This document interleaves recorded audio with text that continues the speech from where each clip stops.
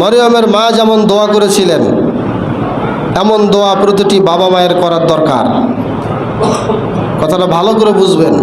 মারিয়াম আলাইহিস সালাতু ওয়াস সালাম দোয়া করেছিলেন, তার সন্তান, যেই সন্তানটা পেটে আসছিল সেটাই ছিল মরিয়ম। তো তিনি দোয়া করেছিলেন যে হে আল্লাহ, তার দোয়াটার ভাষা দেখেন, দোয়াটাই এরকম একটা কথা ছিল, হে আল্লাহ, আল্লাহ তুমি তোমার যে শয়তান সৃষ্টি আছে এই শয়তানের কবল থেকে আমার পরবর্তী বংশধরকে তুমি হেফাজত করো। এভাবে দোয়া করেছিলেন মরিয়মের মা। আল্লাহ তাআলা তাই কবুল করেছেন, কারণ সন্তানের জন্য মায়ের দোয়া আল্লাহ তাআলা 100% কবুল করে নেন। সুবহানাল্লাহ। আমাদের উচিত যাদের সন্তান আছে, ছেলে মেয়ে আছে, অথবা গর্ভ অবস্থায় পেটে আছে, সকলের উচিত বেশি বেশি করে সন্তানদের জন্য দোয়া করা, ছেলে মেয়ের জন্য দোয়া করা, নাতিপুতির জন্য দোয়া করা। আমরা দোয়াটা করতে চাই না, শুধু শাসন করতে জানি। শাসনের পরে শাসন, শাসনের পরে শাসন, কিন্তু দোয়া যে করতে হবে যে আল্লাহ, সে কথা শোনে না, সে ভালো পথে আসতেছে না, আল্লাহ একটু দোয়া করি, আল্লাহ তুমি আমার ছেলেটাকে একটু সোজা পথে নিয়ে আসো, আল্লাহ তাকে একটু সঠিক পথে নিয়ে আসো। এইভাবে দোয়া করার দরকার আছে নাকি নাই? কারণ আল্লাহ যদি মনটা ঘুরিয়ে দেয়, তাহলে একদিকে আপনার হুজুর 1000-এর দোয়া, আর আল্লাহর একটা মোড় দিলেই, আল্লাহর একটা ঘুরনি দিলেই হাজার হাজার লক্ষ লক্ষ দোয়া বিফলে যাবে। আল্লাহর হেদায়েতটাই হচ্ছে আসল হেদায়েত। সুবহানাল্লাহ। এজন্য নিজেদের সন্তানের জন্য দোয়া করতে হবে। 11 নম্বর গেল। 12 নম্বর একটা শিক্ষা হলো, মহিলারা মসজিদে খেদমত করতে পারবেন যেমনভাবে মসজিদে আকসার খেদমত করেছিলেন বিবি মরিয়াম আলাইহিস সালাতু ওয়াস সালাম। মসজিদ ঝাড়ু দিতেন, মসজিদ মুছতেন, মসজিদ পরিষ্কার রাখতেন, এবং মসজিদের সাথে একটা জায়গা ছিল থাকার, যেখানে তিনি রাত্রি যাপন করতেন। তাহলে অবশ্যই বোঝা যায়, যারা বলে যে মহিলারা মসজিদে আসতে পারবে না, তারা তাহলে এই শরীয়তটাকে তারা কাটছাঁট করলো না। বিবি মরিয়ম যেখানে মসজিদের সাথেই ঘুমাতো, মসজিদ ঝাড়ু দিত, আজকাল অনেক মাযহাবী ভাইয়েরা আছে, তারা বলে না না, মহিলাদেরকে মসজিদে আনা যাবে না। বলে নাউজুবিল্লাহ, মহিলাদেরকে মসজিদের রাস্তা বন্ধ করে দিয়ে বাজারের রাস্তা খুলে দাও। ওনাদের মাসালা এগুলো আসে না যে বাজারে যাচ্ছেন অহরহ, সেখানে কোনো সমস্যা নাই, মসজিদে মহিলারা নামাজ পড়তে আসলেই তাদের সমস্যা। বলে নাউজুবিল্লাহ। এটা আমরা বুঝতে পারলাম যে মহিলারা মসজিদ ঝাড়ু দিতে পারে, মসজিদের খেদমত করতে চাইলে তারা করতে পারবে, কোনো মানা নেই। 13 নম্বর একটা শিক্ষা হলো, ঈসা আলাইহিস সালাতু ওয়াস সালামের সময় যারা ইহুদি ছিল, তারা কিন্তু অভিশপ্ত ছিল এবং ধ্বংস হয়েছে কয়েকটি কারণে। ঠিক সেম ওই কাজগুলো যদি আমাদের মাঝেও থাকে, তাহলে আমাদের সমাজের ওই লোকটাও কি হয়ে যাবে?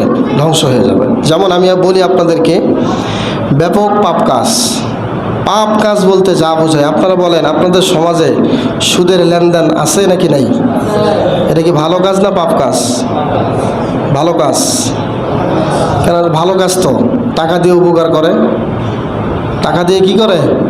উপকার করে। এটা ভালো কাজ নাকি? এরপরে দ্বিতীয় আরেকটা কাজ হচ্ছে এই যে মদের ব্যবসা, গাঞ্জার ব্যবসা আছে না?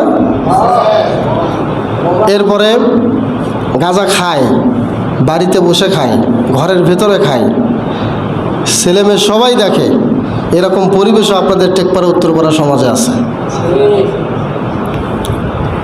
এই যে পাপ কাজগুলো হলে কি হবে? শুধু ওই বাড়ি ধ্বংস হবে নাকি পুরো সমাজ ধ্বংস হবে? আজকে সে খাচ্ছে তার ঘরে, কয়দিন পরে দেখবে আপনার ছেলে খাবে আপনার ঘরে, আপনার নাতি খাবে আবার আপনার ঘরে। প্রত্যেকটা বাড়িতে রন্ধ্রে রন্ধ্রে এই গাঁজা সেবন, মদ সেবনের পায়তারা হয়ে যাবে। এবং যখন খাবে তখন বউকে বলবে মা, মাকে বলবে শ্বশুরি, মানে উল্টোপাল্টা কথা বলে পুরো পরিবারটা একদম একটা বিশৃঙ্খলার মধ্যে ফেলে দেবে। এই পাপ কাজ, এইরকম পাপ কাজ যে সমাজে চলতে থাকবে, ওই সমাজ ধ্বংস হবেই। এটা ঈসা আলাইহিস সালাতু ওয়াস সালামের জীবনী থেকে আমাদের আরেকটা শিক্ষা। পাপ কাজ যখন চলতে থাকে তখন ওই সমাজ ধ্বংস হয়। তারা আরেকটা কাজ করত, আল্লাহর কাজে তারা বাধা দিত। যখন ভালো একটা কাজ হতো সামাজিকভাবে, আল্লাহর কাজ বা ভালো কাজ যারা করে তাদেরকে বাধা দেওয়া, এটাও একটা সমাজ ধ্বংস হওয়ার কারণ। এরপরে সুদের লেনদেন করা, এরপরে তারা আরও করত অন্যের সম্পদ জোর করে ভক্ষণ করত। আরেকজনের জায়গা, আরেকজনের সম্পদ কিন্তু আমি দখলে খাইতেছি, এরকম আছে না? আছে, অনেক আছে। জায়গা আমার নয়, আমি জানি, তারপরও ক্ষমতা আছে, পাওয়ার আছে, আমি খাইতেছি, এই স্বভাবটাও ছিল ইহুদিদের স্বভাব। এবং ওয়াদা ভঙ্গ করতো তারা ওয়াদা দিয়ে ওয়াদা ভঙ্গ করতো। আরেকটা জঘন্য পাপ করতো, তারা নারীদেরকে, নবীদেরকে তারা অন্যায়ভাবে হত্যা করত এবং আল্লাহর দিকে তারা ফিরে আসতো না, আরও পাপ করত, কুফরি করত, অনেক রকমের শিরকি কর্মকাণ্ড করত এবং মিথ্যা অপবাদ দিত। যে কোনো একটা সতী নারীকে দেখলেই তারা মিথ্যা অপবাদ দিত। পাশাপাশি ঈসা আলাইহিস সালাতু ওয়াস সালামকে তারা হত্যার মিথ্যা দাবি পর্যন্ত তারা করেছে। এবং এইভাবেই এই রকম 10টি পাপের কারণেই আল্লাহ তাআলা ঈসা আলাইহিস সালাতু ওয়াস সালাম কওমসহ এবং ইহুদি সম্প্রদায়কে আল্লাহ কি করেছেন? ধ্বংস করেছেন। সুতরাং আমরাও যদি আমাদের সমাজকে বাঁচাতে চাই, তাহলে প্রিয় উপস্থিতি, এই সমস্ত গুনাহের কাছ থেকে আমাদেরকেও কী করতে হবে? ফিরিয়ে আসতে হবে। আপনি কথার কথা, আপনি মদ খান না, আপনি গাঁজাও খান না, কিন্তু আপনি একটা সিগারেট খান। কথাটা ভালো করে বুঝবেন। আপনি সিগারেটও খান না, আপনি একটা বিড়ি খান। মনে রাখবেন, বিড়ি খানেওয়ালা যেই অপরাধী, সিগারেট খানেওয়ালা যে অপরাধী, একজন গাঞ্জা খানেওয়ালা, একজন মদখোর, ওই একই অপরাধী, কোনো কম বেশি নেই। বরঞ্চ মদখোরেরা যখন মদ খায় তখন একটু লুকে খায়, আর এই লোকটা এমন বেয়াদব, সিগারেট খায় তো সারা রাস্তা গন্ধ করতে করতে যায়, গন্ধ সরাইতে যায়।